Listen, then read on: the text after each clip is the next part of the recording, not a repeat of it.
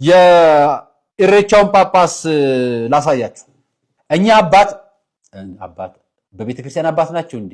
እስኪ እናንተ መልሱልኝ። እኔ አላቅም ማለት እርሶ እያልኩ ላናገር፣ አንተ እያልኩ ላናገር፣ ቸገረን። በእውነት ወደ ላይ እንዳንወጣ ቸገረን፣ ወደ ታች እንዳንወጣ ቸገረን፣ ግራም ቀኙም ቸገረን።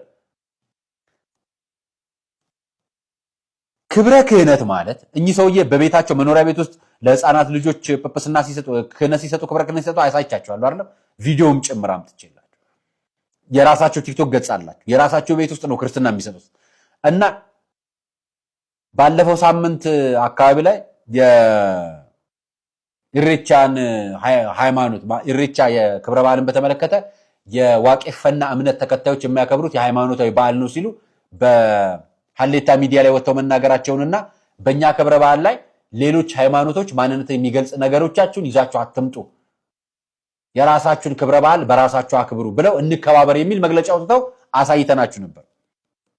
ስለዚህ እኚህን ሰውዬ የኢሬቻ የሚያከብሩ የዋቄፈና እምነት ተከታዮች እርሶ ጳጳስ እረፉ ብለውታል።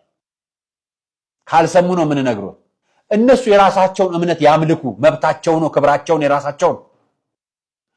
የጵጵስና ቆብ አድርጎ ወይ ደግሞ የሼክ ቆብ አድርጎ ወይ ደግሞ የሐጂ ሙፍቲ ምናምን ቆብ አድርጎ እዛ ቦታ ላይ ሄዶ መገኘት ግን ከሃይማኖቱ ሌላ ቦታ ገብቶ ማሳየቱ ተገቢ አይደለም ሲሉ ራሳቸው እንከባበር ብሏችሁ እናንተ የኦርቶዶክስ ካባ ለብሳችሁ ከማርካቶ የገዛችሁት በላዩ ላይ የአባገዳ ጋቢ ጥላችሁበት ምን ማለት ነው?